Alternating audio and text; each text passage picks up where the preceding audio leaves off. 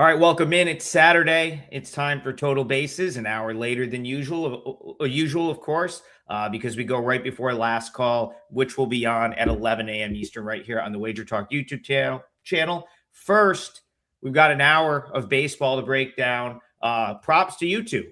You guys both ended up on the same side for your 5% play, and both won easily with the Diamondbacks. So a nice winner right there. I had a 2-0 night as well. The Orioles came through for me. So I think we all three feel pretty good about going into today. Tokyo, Brandon, aside from the easy winner on the Diamondbacks, how was your Friday? Yeah, I went 3-1 in MLB, including the 5% win, 3% wins. And then I won my Japanese baseball, and all my KBO got rained out. So it was good. And yeah, here on a Saturday, I'll be here on Sunday as well on my channel to cover Sunday's games as well. So feeling good, having a good weekend. Yeah, it's nice when they come in, Brian, no doubt fashion. Arizona was always the right side last night, a blowout winner. How was the rest of your Friday? We did have that 2-unit play that I gave out as my free play on the show, and that was the over in the Milwaukee game. Never really got the chance. A couple times we had runners going into second base, throwing out second base, and that really hurt it. But yeah, it was a 2% loss. I'm still kicking myself I didn't use Baltimore. I also liked Baltimore in that game, and I didn't find a way to get to it. Wish I had, but hey, wishes and whatever they say, whatever that old thing is. I'm happy with what we did. We made another profitable day, and that's really what we're trying to do is grind out a profit every single day. Yeah, so Baltimore ended up being my MLB client play. Went 2-0, had a winner in AAA as well. And similar to you, like, I mean, obviously talked about it on the show, gave it out on the show. A lot of like raised money all day long that looked legit. And finally at about 6 o'clock, 6:15, I was just like, you know what? I'm not going to be able to live with myself if I don't play, because Baltimore got as low as I think minus 113, 14. Like, almost a full like 10 cents from the show. And hey, they ended up getting the timely hit for the first time pretty much all week. These things even out. They got robbed of a home run in a game earlier this week. They were gifted. I mean, Jackson Holiday swung at strike 3. The guy, he was in the dugout, and the ump was like, nope, it's not a swing. Next pitch, he ties the game. And so, these things even out. The luck does even out, even though we'll sit here and talk about the bad beats all day long. Glad we had a great night last night. The chat is filling up. It's populated. Let's get going on the show today. And we've got to start with national TV and a very, very anticipated debut. Really, if you're a baseball fan, but more so if you're a Mariners fan who, as they've been clamoring for Cade Anderson to be called up for a while now. Bryan Leonard, I'll start with you. Interesting to me that they didn't give him a stint at Tacoma. I feel like it's like, you have a young kid, obviously talent-wise, AA, you're going to have all of like your high-end prospect talent, and those are the same guys your age. But, the pros are at AAA. Maybe they didn't want him throwing in altitude, and maybe that, when you're in the PCL, it messes with you a little bit. So maybe the schedule didn't line up. But he's going to go from AA straight to the pennant race, straight to the big league, straight to prime time, straight to the Cubs, who have one of the best 1 through 9 lineups going in the game right now. People keep texting me like, hey, what do you think? And it's like, I don't watch at nearly as much. Like, I watch AAA because I bet AAA. I watch AA as much as the next guy. So this is like a pretty big wild card situation for me right here. I really am not that sure what to expect. Cubs Mariners, though, do you have a beat on Cade Anderson here? Yeah, it's really interesting handicap here. I was talking to Ralph Michaels while I'm here in Daytona, and he had mentioned, he said, did he even make any, starts in AAA? And I said, well, it's a lot of times they keep the really sharp guys, the top guys in AA, and it will be a differential, especially going against a Cubs team here that was really good versus lefties. In my thought process, I thought I would play against him because of all the publicity he's been getting, and he's been talked about as the best pitcher in baseball pretty much in the minor leagues all season long. And then when he got here, I thought the lines would be bet up. Well, as of right now, Anderson is going against Peterson, the former Met, now Cub. Right now, Anderson's about a 115 favorite with a total of 7.5. That's not enough to get me involved in the Cubs here. If it for some reason takes some money, it's up to 130, something like that. I doubt if it will be. That's a pretty hefty move, but still, once everybody realizes he's out there and he's going to lay, if they bet it and he lays 130, I'm going to come back on the Cubs because, as I said, I think they got a 126 WRC plus on the season versus lefties. And Peterson's, he's had his ups and downs, but he's a legitimate major league pitcher. So, yeah, I'm hoping the public gets involved here and we get a better line. I'm a little disappointed it's not there right now, but that's why I'm looking to play it this one. Yeah, listen, Peterson has been a lot better for the most part since getting to Chicago. He did not have a good start to the year with the Mets. He's definitely been better since showing up in Chicago, I think a little bit over a month ago at this point. Good or even great, Tokyo Brandon, in the minors would be an understatement for Cade Anderson. 93 and a third innings this year in the minor leagues, most of which were at AA. Arkansas, 135 strikeouts in 93 innings pitched, a 0.64 whip, and an ERA of 1.06. That is insane. With that being said, again, that league that Arkansas plays in is pretty pitcher friendly. Like typically that's, I think, considered one of the better sort of, a lot of pitchers parks, it would be the polar opposite really of the PCL, which is going to typically inflate numbers. You're dealing with altitude, which I have to wonder if maybe that's why they never made the move to bring them up to Tacoma. Even though Tacoma is probably the most pitcher friendly of any of the places in the PCL. So very interesting to me that in today's day and age, especially with some of the, that AAA it's on TV, it gets more attention. Very surprising to me that he never made the stop at AAA and now he's making the jump AA to the big leagues. This is your wild card right here, TB. What do you do with that? Yeah, the first thing after looking over this game before I saw the line was Cubs are a better team overall. And to favor, then I looked at the line, I was a little bit surprised. To favor a guy who's making a jump from AA, no matter how good his stats are, facing, like Brian said, an established major league pitcher, I was kind of surprised that the Mariners are favored here.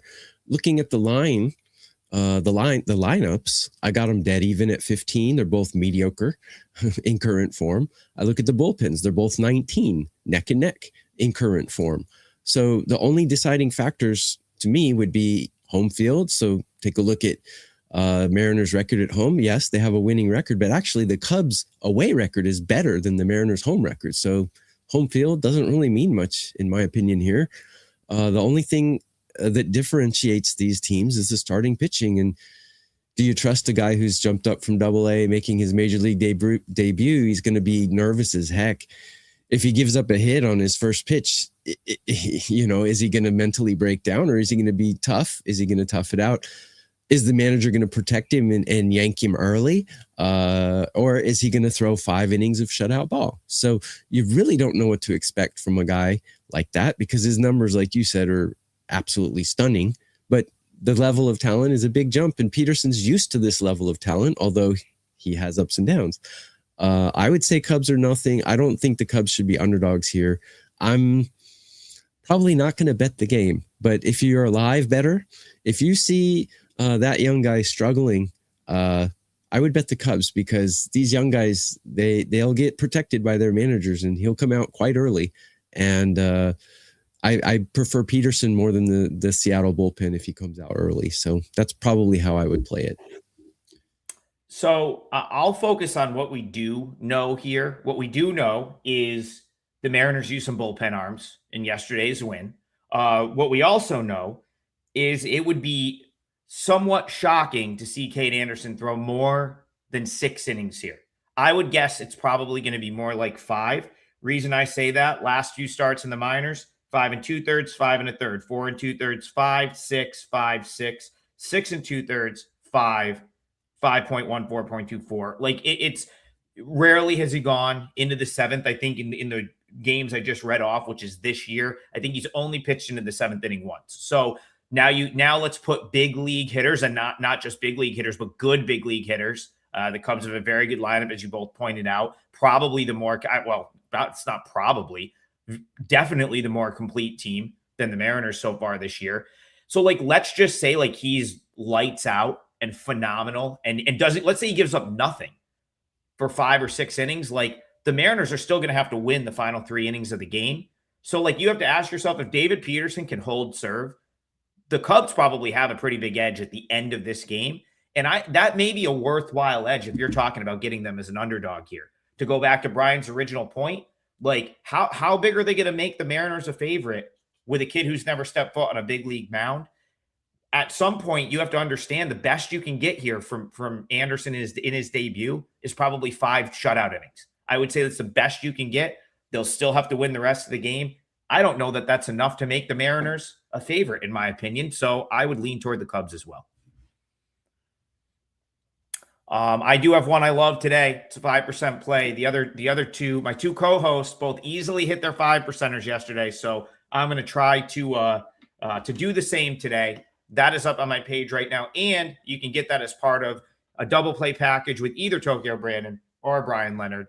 Or if you want to ride those 2, you can get those 2 as well. But I do have a 5%er going tonight in a game that I like quite a bit, and not that game, not the one we just talked about. So let's get back to the chat. We've got a bunch to talk about today. Oh, we got a lot going on in the chat. Ken Key says he's going to be boots on the ground for that game. Well, that's awesome. I'm jealous. That's great. That's a park I've never been. Brian, have you been to T-Mobile yet? Is that Seattle? Have you been up to Seattle? No, I have not. I don't pay attention to what they call them. They still call it Jacobs Field in Cleveland. So, yeah, I have not been to Seattle yet. It's cheap to fly there from Las Vegas. It's just so expensive to get a hotel room. It's I guess when you only have good weather 2 months out of the year, everybody wants to go at that time. But yeah, that's been the problem. Yeah, I believe that, again, not relevant to baseball, but I'm pretty sure the state of Washington is like the most expensive state to live in the United States. Specifically Tacoma, where the AAA team is, very high cost of living. I have a family friend that lives out there. Very nice though. And it'll always be Safeco Field to me, Brian. I will get there someday. But shout out to our viewer who's going to be in the building for that game. That is very exciting. Probably getting to see, this is probably the best pitching prospect since Skeens. So, that's great to be at his major league debut. He also says, so good. We are going to get a game for him because we already talked about that game. He says, perfect game for Skubal today. Andy Pajes is hurt. So Tariq Skubal, this will be down in Los Angeles. That was a close game, as I thought it might be last night with the Pirates. The Dodgers end up walking it off in the end. And now they've got their newly acquired ace on the mound tonight. Bryan Leonard, I'll come to you. Dodgers, Pirates. Do the Dodgers get it done again here? Well, first off, regarding Andy Pajes, very good player. And he'll probably be out 4 to 6 weeks. But if there's any team that can afford an outfield injury, that's the Dodgers. They're loaded in the outfield in the minors. And when during the trade deadline, everybody wanted those players. So now they've got 4 or 5 guys that could take the place of anybody in the outfield for the Dodgers. Skubal's been pretty good for the Dodgers, but he hasn't been great. He's the lefty going against Pittsburgh here. And to get Jones in this price range, you have to take a look at Pittsburgh, don't you? Especially the way that game they lost that game yesterday. They were just as good as the Dodgers. And if you were to ask me right now, the difference between, and I'm sure TB will talk about this, difference between Jones and Skubal, yeah, there's a difference. But is there a huge difference? What's the difference between the Pittsburgh offense and the Dodgers offense right now? It's not a huge difference. And from the bullpen situation, although the Dodgers spent a lot of money on their bullpen, Pittsburgh's bullpen has been pitching pretty well. So if I'm playing this one, I'm going to try to find a way to play Pittsburgh, either in the whole game, first half, maybe Dodgers team total under, although the total of 7.5 is actually very low for a Dodgers game. They give up a lot of home runs in the stadium. The ball gets up in the air. It's not an overall great hitter's park. But they do give up a lot of home runs. So rather than deal with that, I'm going to try to find a way to play Pittsburgh. Either play Pittsburgh in the first 3, first 5, maybe the full game, because right now I'm looking. You're getting about 225 back with the Pirates here, and based on the way these teams are playing right now, Pittsburgh's still fighting for the playoffs. That's the only way I could look in this game. I was close. Yesterday I was weird day where I had Tokyo Brandon. I had a bunch of opinions. None of them were super strong. I was tweeting them out because I just had 9 leans. I didn't, thankfully, decide to bet the Orioles kind of at the last second. But one of those opinions was the Pirates plus 1.5. It did get there, and that's the only way I could play this one. I'm with Brian. I would look for a way to take the Pirates. I like my road teams when I can get the plus 1.5 in an affordable price range, and they are once again in the plus 1.5 in an affordable price range. It hit last night. They lost the game. I kind of could see them maybe stealing this one. So yeah, Pirates plus 1.5 makes sense to me. But you still have to go against Tariq Skubal. So TB, is that something you would want to do? Yeah, this is a tough one.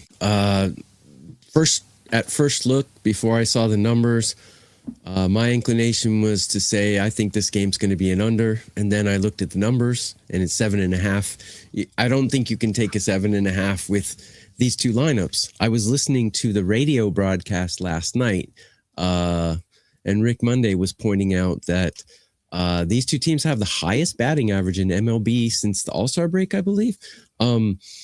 So I don't think an under would be a good idea here. I forgot the exact statistic he said. I think it was batting average overall, or it was WOBA or OPS or something. But these teams are 1 and 2 as far as batting or hitting. So yeah, and then I look at my own numbers, and I've got them.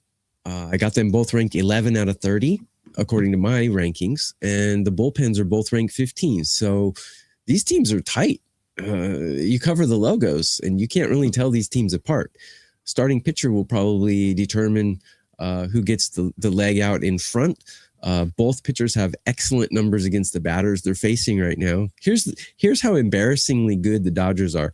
They had, I just couldn't believe it. They have Kyle Tucker and Teoscar Hernandez hitting 7 and 8 in their lineup. Can you imagine a 7 and 8 on another team that's that good? I can't. Maybe the Cubs have someone near that, but this is just how embarrassingly good the Dodgers are. Yes, they're going to miss Paez. I would love to do an under, but I can't do an under 7.5 with these two lineups. So I probably won't play it. I guess Pittsburgh plus 1.5 would probably be the safest bet, because this is probably going to be tight. These two teams are very, very close as far as all the rankings are concerned. Skubal gets a little bit of a nose ahead of Jones, but if Jones has a good game, he can pitch just as well as Skubal. He's had some hiccups lately, though. So if he doesn't have a hiccup here, this is going to be a tight one. So these two teams, the majority of this year, have been 1 and 2 in WRC plus in the league. Recently, the Pirates had taken a little bit of a step back. They were very cold to start the month of August. So going into August, the Pirates and the Dodgers were 1-2 in WRC plus. They've actually been passed since then for the season by the Cubs, the team that we just talked about in the open. That being said, the Dodgers actually, it is now a tie for first between the Dodgers and the Cubs, both a 111 WRC plus as a team on the season. The Pirates are still right there in the top 5, but they've fallen from 2 to 5. With that being said, the last week and a half, they've bounced back.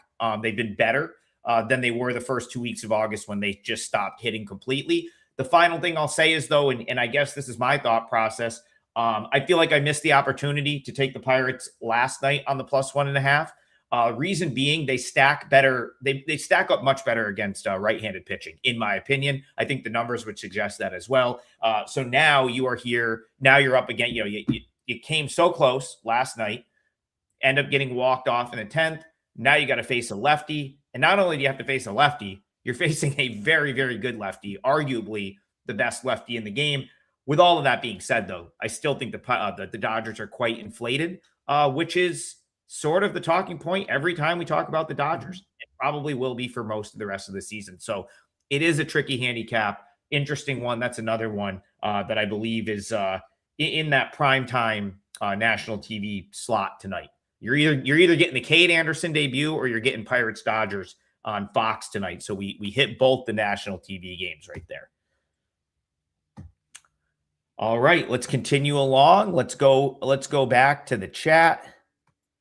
Again, I have a 5% play tonight if that is something that interests you. The two guys on screen to the right and the left of me both hit theirs, so I've got to complete the sweep here today, and my play will go a little bit later today. But I know you guys are going to start clamoring for a day game if we don't talk about one. So let's go to Stoke. First game on the board today. He says Toronto Yankees. Tokyo Brandon, I'll let you kick this one off. Dylan Cease, probably your AL Cy Young Award winner at this point, especially if he pitches well here on the road against the Yankees. How do you see this one? Yeah, I have two plays out in MLB today, and you can get a double play, which is baseball all access, either two of us three, or you can get a triple play, which you can pick one capper and get 6 days for the price of three. So go to WagerTalk.com and see what's up.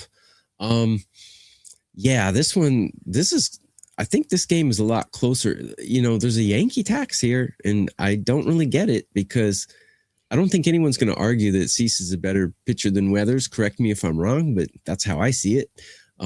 Yankees bats have been quite cold.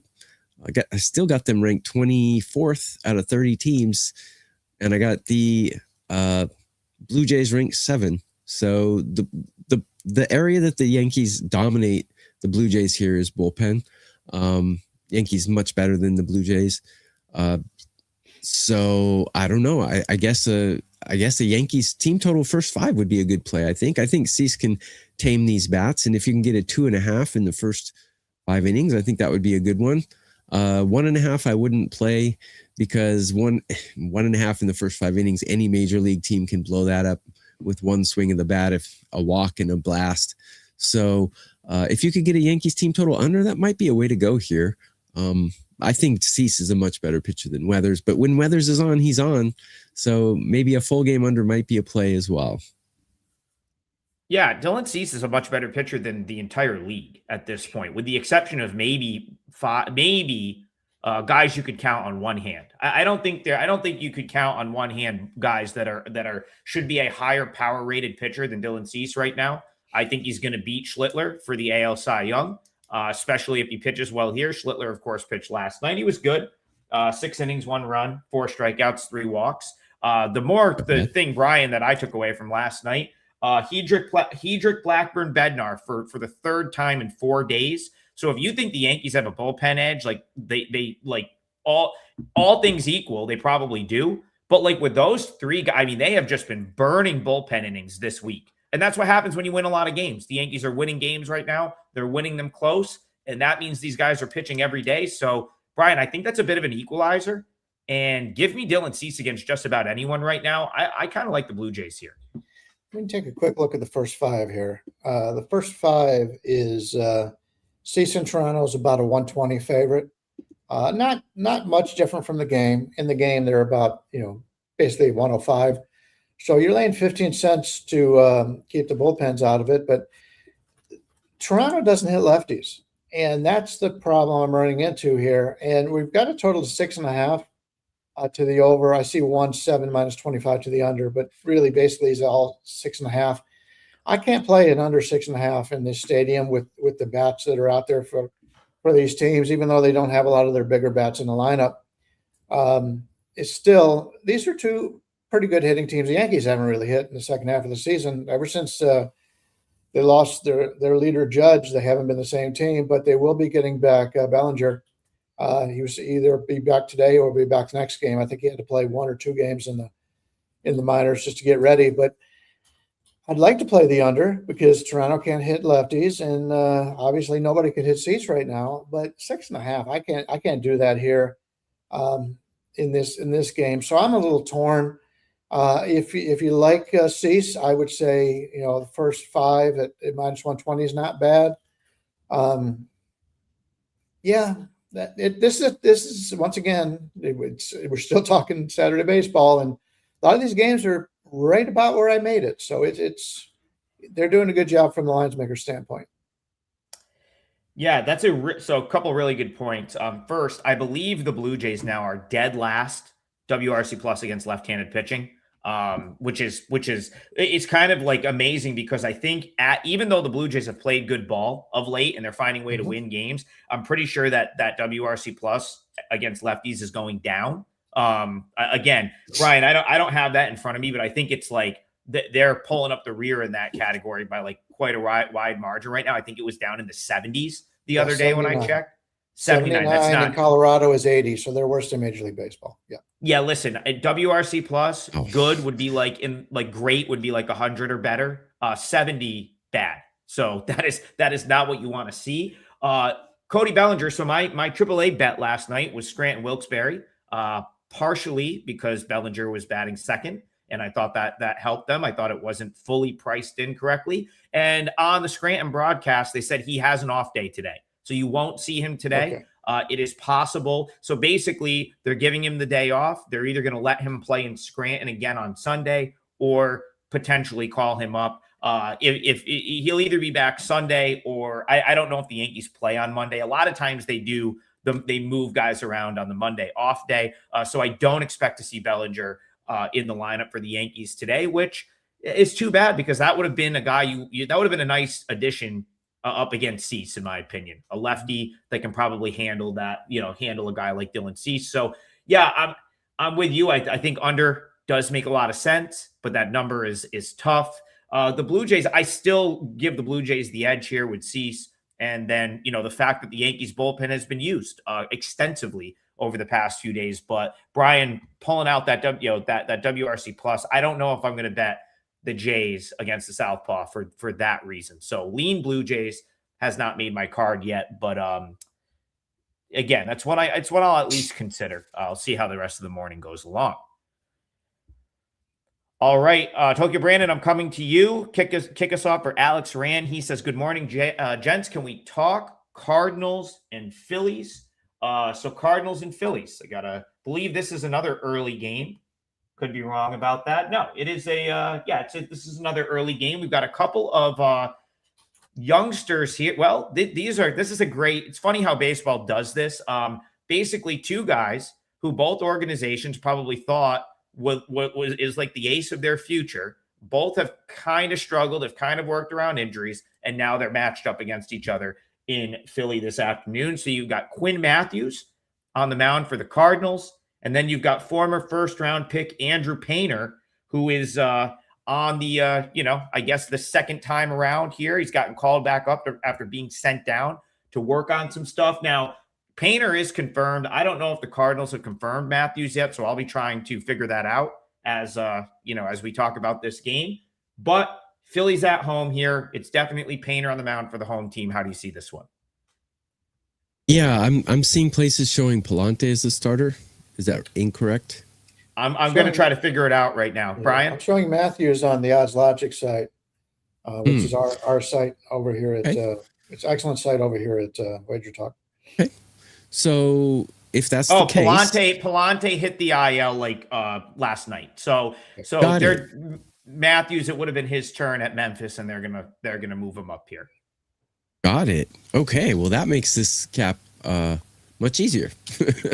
I like the Phillies here. They're the better team. But actually, I prefer the over in this game because we got 2 bullpens that are mediocre or slightly sub-mediocre in current form. We got 2 lineups that are top 7. Cardinals are smashing right now. Got them ranked 7, but Phillies are smashing even more. I got them ranked 2. So I see a lot of runs here. Painter has not been keeping balls in the stadium. He's got a 6+ ERA, and that's in 10+ starts. That is telling. That's not good, generally speaking. His 155 whip is also not very good. 2 heavy hitting lineups and 2 pretty unproven pitchers. Looks like an over to me because I don't see either one of these bullpens stopping the bleeding here. I like the over in this game. Yeah, Brian. So you have Quinn Matthews has actually been pretty solid in his major league starts. My concern for him was less ability related and more the fact that like the Cardinals are kind of using him as this taxi guy right now, probably because he has the most options, but he kind of keeps going back and forth. He'll get called up, goes back to Memphis. Then they need him on a whim, send it back to Memphis. And it's kind of happened to him like 2 or 3 times. The reason I bring that up is that can be tough, especially on a young guy. I've said this a million times on the show. That's typically a role that I'll give you an example from the Phillies organization, like Alan Rangel, right? Who's like a guy that's like probably not really doesn't really have staying power in the big leagues. Like that's typically the type of guy, probably 28, 29, 30 years old, that you do that to, not a high draft pick who just made his major league debut the first week of August. So I don't love that for Matthews because he's probably made that roster jump 3 times in the last 3 weeks. And then Andrew Painter was a guy that I was looking to play on, but it's like he hasn't been like considerably better since coming back up. Like he had a good start against this Cardinals team. Maybe that's a little bit of a concern because they're going to see him again. Last time out against the Twins, got knocked around a little bit. So yeah, I don't know. Maybe over does make some sense here, just based on the fact that you've got 2 guys, and I'm not sure that you're getting a ton of consistency on either side. Yeah, Matthews the lefty, Painter the righty. Painter's taking a little bit of money. He's up to about a 145 favorite here, total of 9. Is Philadelphia the better team? I don't know. They were better when they were really hot, but they haven't done a whole lot since. St. Louis did have that little bit of a setback after the All-Star break, but I think these 2 teams are closer than what this line says. Painter has pitched a little bit better lately than he has in the past. You can't help it when you've got that kind of talent that you're going to be better. And usually once a guy comes back up from the minors after being sent back down, he is usually a lot better. And so that's been the case here with him and Matthews. Matthews is a guy I kind of like. So let me see how the Phillies have done against lefties on the season. They're at a 93 WRC plus as opposed to 96 versus righties. Still not a good hitting team. But if I'm playing, I may be interested in Matthews here with St. Louis. I think this is at this price. I think it's a live dog. You're catching, 130 to 135 back with St. Louis. If I had to play it personally, I think the dog may have a little bit of value here. Yeah, the tricky game. Basically for me, that there's just so much kind of inconsistency, and I too, Brian, if he hadn't gone back to Memphis 3 times in the past 3 weeks, Matthews would be like a no-brainer as the dog here, because I do think I think he's probably the better of the 2 starters at this point. But man, there's just a lot of uncertainty in this one. And then of course Painter has pitched a little bit better since he's been back up. That's a very interesting game, probably not one that I get to the window to. Let's move on to another interesting game here. Richie Bats says Braves plus 140 against Milwaukee.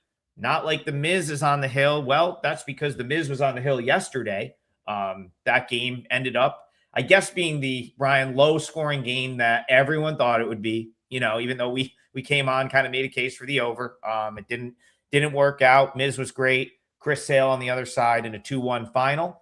But Richie makes a good point. It's not Miz, and yet you're still catching a pretty big price with the Braves here. So in your opinion, is that price too big? Do the Braves bounce back in Milwaukee today? Yeah, Martin Perez, the lefty, who continues to amaze that he's able to get people out, going against Logan Henderson. Logan Henderson's really good. I really like Logan Henderson. But that's the future. Right now, Perez is in the tail end of his career, and he continues to pitch well. We're looking at Milwaukee here is about a 160 favorite, either 7.5 to the over or 8 to the under. Milwaukee finds ways to win. They've been very good with Henderson, especially at home. Do I think Milwaukee wins? Yes, I do. Do I want to lay 160 to find out? No, I don't. let me check. Like I said, the total 7.5, 8. Let me just get a quick look here at the spread. You can get, Atlanta plus 1.5. You're probably going to have to lay about 150 here. So that's more than what I would like to do. Let's look at the Milwaukee team total. Milwaukee team total under 4.5 at minus 135. That's not bad. Because I definitely like the Braves bullpen, and Perez has done pretty well. Milwaukee versus lefties on the season, 95 WRC plus as opposed to 108 against righties. Maybe that Milwaukee under team total 4.5 at minus 135 is probably the way I would play this one. Tokyo Brandon, Brewers, Braves. How do you see this one? Yeah, this is one of those games where you have to cover the logos up. And if you covered this logo up, you'd be surprised to know that the team hitting 28 out of 30 is the Atlanta Braves, because they got so much power in their lineup. On the other hand, I've got Milwaukee ranked 4th or better in every category that I measure. 4th or better. That's a juggernaut. And Henderson is having an amazing season. What is he, 7-2 with the 2 ERA, 2.7 ERA? I mean, he's blowing people away. Martin Perez is doing well. I got him ranked 14 out of 30 on a curve of 30, where I got Henderson 4. And I like Milwaukee's bullpen better. It would be Milwaukee or nothing for me, but as Brian said, that price is way too high considering you're playing against a 65-win team or 75-win team. It's not like they're playing the Bad News Bears. This is a perfect time to take a -1, in my opinion. If your team wins the game, you can knock 30 cents off the price, and if your team wins the game, you don't lose your money.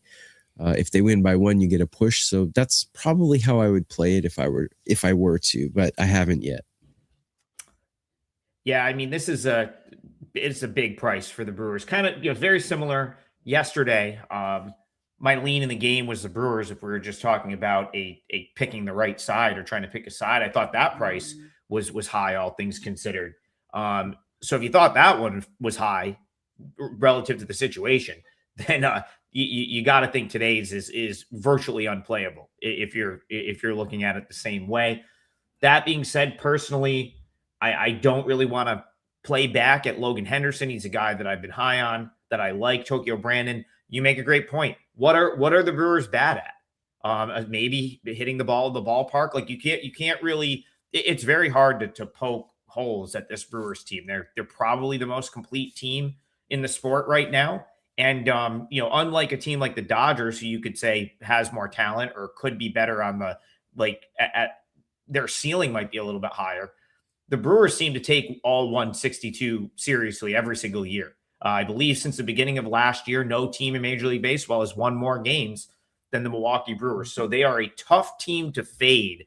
But also in this scenario against a good team like the Braves, it's challenging to. I just don't know if I want to lay. I may have not refreshed this, but it's still probably in -170s for the Brewers here. Did it come down a little bit? It's about 160 range. Yeah. The Braves taking a little money there does not surprise me at all. But still, that's too high. That's too rich for my blood, I think, is a saying that used to get thrown around, and I guess I'll throw it in here. Tokyo Brandon, I'm going to go back to you. We have not locked in a parlay leg yet. Do you have a game that you'd like to talk about, or that we have talked about to kick this parlay off? Yes, I'm going to go to the Miami-Washington game. I'm seeing Jake Irvin against Yuri Perez, and I like Miami here because they're hitting a lot better than Washington, and I like Yuri Perez. He's having a good season overall, and I don't like Miami's bullpen, though, and Washington's bullpen, surprisingly, they used to be an auto-fade bullpen, but now I got them ranked 7 out of 30. So let's get rid of the bullpens and take Miami in the first 5 innings on the money line. I think that's where I'm going to go with my parlay leg, because I don't like Jake Irvin at all. And Washington's bats are a little cold right now, and Miami's on a roll. So I like Miami in the first 5 for this game. I don't know if Miami's on much of a roll, but I like Yuri Perez. You're going to have to lay 190 for the first 5. That's fine for a parlay. I'll take that. For a parlay, that's fine. Yeah. Brian, would you lay minus 190 there with Yuri Perez in the first 5, or lay this price for the Marlins for the full game? I would rather take him in the full game. That gives you more time to play against the Washington bullpen, which is better now than it was in the past. But still, that's the weakness on the Washington team. They can hit. They do have some injuries right now, though. But yeah, Irvin's not a guy I'm looking to back. So yeah, I don't like to lay a lot, and I say that right before I give you probably a favorite here in my part of the parlay. But yeah, I could see it. But when I got what I consider the better team, and right now Miami is, I think they're slightly better with the injuries that Washington has had. I want them to play more innings, so you're going to get 9 innings. You only get 8.5 if they're winning, but to lay a little bit less to do that, I'd lean that way a little bit more than the first 5. Someone asked, did every favorite win yesterday? And I was just trying to go through pretty quickly. I think the only favorite to lose was the Tigers. And again, the two that, like I said, I suppose, so yeah, it was a very chalky Friday. I don't really know that matters, or I don't think it means that, like all the dogs are going to come out and win today. But yeah, almost every home team and almost every favorite did win on Friday, for what it's worth. That being said, as far as this game's concerned, I don't have a ton to add. TB, I kind of agree with you. I'd much rather have Perez against Irvin. I'd much rather have the Marlins at this point right now at home against the Nationals, who I think have maybe run out of gas just a little bit. So I can't really push back on this much. And I hope you win for the sake of our parlay, because we went 2 of 3 yesterday, and we've got to get a nice clean sweep here. So Brian, we're looking at Marlins first 5. You said minus 190? Minus 190. Right. Tommy Turnbuckle says the Tigers weren't favorites. They closed at minus 102 underdogs. Favorites went 15-0 yesterday. Yeah, I think the other one in question would have been Mariners Cubs. That was like, they were both right around that minus 105. Yeah, it was a chalky day yesterday. We absolutely can say that the chalk reigned supreme on Friday. Brian, you said you're about to give out a favorite. Which one is it? Who are we looking at for the parlay here? Yeah. I'm going to head back to the game that we really enjoyed yesterday, and that was the Cincinnati-Arizona game. We had Arizona in that game, took a quick 3-0 lead and wins 9-0. And I see more of that coming here. Is Lauder's on the mound for Cincinnati, not a huge Lauder fan. He's going against Soroka. And when Soroka is healthy, he's an extremely good pitcher. Arizona comes from the stronger situation here, where coming back home, the first game back home, sometimes you had, even though we had them yesterday, we kind of have to worry about that a little bit. But now they're back home, and they had a good game. And Cincinnati is one of the reasons why I went against them yesterday was how many games in a row they've had to play. I believe it was like the 6th game in 5 days or whatever. That still comes around here. They're still on the road, and they're a team fading fast. So I'm gonna fade Cincinnati here. I'm going to take Arizona. You can get anywhere from 160 to 180. Let's call it about 170. Well, that's I only see 1 or 2 places that are 175. Everybody else is 170 or less. If I'm going to lay it, I might as well give it out at a number that everybody can get, and could probably do better actually. So I'll take Arizona minus the 170 with Soroka over Lauder. Make sure you do specify the pitchers, because that's what gives Arizona the big advantage here. If Soroka doesn't start, or if Lauder doesn't start, we'll just sit back and not worry about it. We don't have to have any money on it, because we did list the pitchers.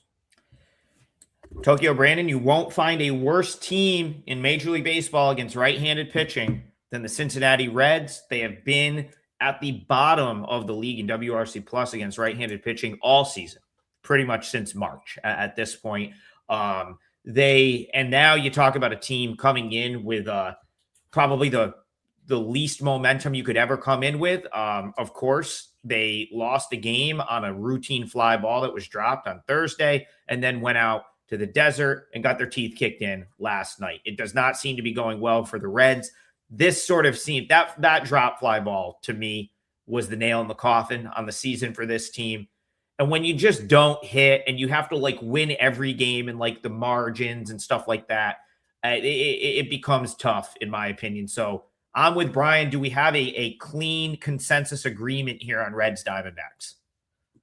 Yeah, we do. I mean, not only are they the worst team against, what did you say, against right-handed Yes. pitching? Is that what you said? I've got them ranked 21st or worst in every single category. They could be, in current form, they could be the worst team in the entire league right now. Maybe Colorado would give them a run for their money, but I've got Cincinnati bottom of the barrel right now, and momentum is not on their side either. Add to the fact that Soroka is looking more like the Atlanta Braves Soroka, and his numbers against these batters he's facing today, 45 at-bats against, a 156 average and a 602 OPS. So runs will be scarce for the Reds today, in my opinion, despite this hitter's ballpark. They're facing a bullpen that's revived. They're facing a starting pitcher that's revived, and they're facing a team that's actually got playoffs on their mind. I don't see a path to victory for the Reds today, but that's exactly when a team like that comes out and wins a game. But there's no way you could put real money on the Reds today, in my opinion. Tokyo Brandon, I'm going to throw another angle out in this game that, as you're talking, I kind of got to thinking, another team that's not very good against right-handed pitching is the Diamondbacks. They've struggled against righties collectively this season. And, I too don't really love either bullpen, especially the Reds. I think I've talked about them a lot recently, having kind of a bottom 10 bullpen. But, the Diamondbacks would fit the description of a team that sort of broke out, put up a big number yesterday. I could kind of maybe a first 5 under here. Typically not like the way I look at games, but like you take the bullpens out of it, you go Louder, who's righty, you get the D-backs against a right-handed pitcher. And then Brian, you kind of explained, why you would like Soroka against this lineup. Do you have a first 5 under price in front of you? Just curious. First half would be 4.5 under 120. Yeah, like that half run, in my opinion, I think that's a bad line. I think it should be 4. So if you can get a 4.5 minus 120 or better for first 5 under, Tommy Turnbuckle says an under is the best look in this game. Tommy, I think I agree with you when I start to factor in price. I think under makes a lot more sense than the side here when you start to factor in the price, especially if you can get that hook in your favor in the first 5. That's a good look right there, in my opinion. Man, Tommy says first 3. You guys are the first 3 the last couple of days. Someone had a first 3 winner in that game the other day that like we got blown up in the 5th inning. So maybe first 3 is the way to go. Who knows?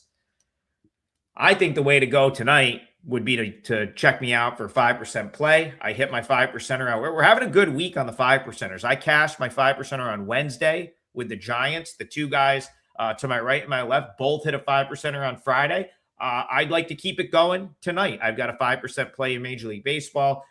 Tokyo Brandon, what do you have on the site for sale today? I have 2 baseball plays in Major League. I will have Asian baseball as well, and I'm doing a Sunday morning MLB show at 9 a.m. Eastern, so I'm going to have a jam-packed weekend. I may have some NFL preseason. We'll see if the stars align. I've got a win on the week 2 already. But I do intend to probably play something. We've got a whole bunch of football games today. Brian, anything up for sale at the WagerTalk site for you today? Yeah, I have 1 play up right now, and I'll be putting up more as the day goes on.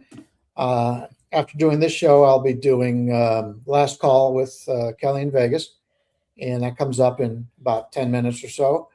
And after that, I'll put my plays up. But if there's any game we didn't discuss here, I'll probably try to discuss it on the next show. So if you're interested in that, let's do that. Yeah, we get to as many as we can in the hour to do it. We actually got to 7 games today. Typically get to 6 on this show. So we try to give you a deep dive into 6 or 7 games. We did talk about my parlay leg already. I'm going to try to ruin this thing early, Brian. I'm going to go with the Blue Jays, even though they are up against the left-handed pitcher. I love Dylan Cease. I've said this for months on this show that he's going to win the Cy Young. Before that was the cool opinion. Now it seems like a lot of people agree with me in that regard. Brian, what money line am I looking at for the Blue Jays right here? That's looking right now at about -105. Yeah, I mean, listen, you're giving me Dylan Cease -105 against a Yankee team that's used basically their 3 best bullpen arms 3 of the last 4 days. That's going to be good enough for me. So I will take the Blue Jays -105 on the full game. Brian is going to go Diamondbacks -170 full game. And then Tokyo Brandon is going Marlins first 5 money line -190. So that's your 3-teamer today. D-backs money line, Blue Jays money line, and then Marlins first 5 money line -190. That is your 3-teamer today. That is your show. Don't miss Brian. Stay tuned. He's on Last Call at the top of the hour. So stay tuned for that show. And then tune in Tokyo Brandon. What time is your Sunday show? 9 a.m. Eastern on my YouTube channel. No days off for TB. He's going to be here 9 a.m. breaking down the Sunday slate tomorrow. The 3 of us will be back on Monday morning for another edition of Total Bases, 9 a.m. Eastern. We'll see you guys then. Cash all your tickets. Have a great weekend, everybody. Thank you.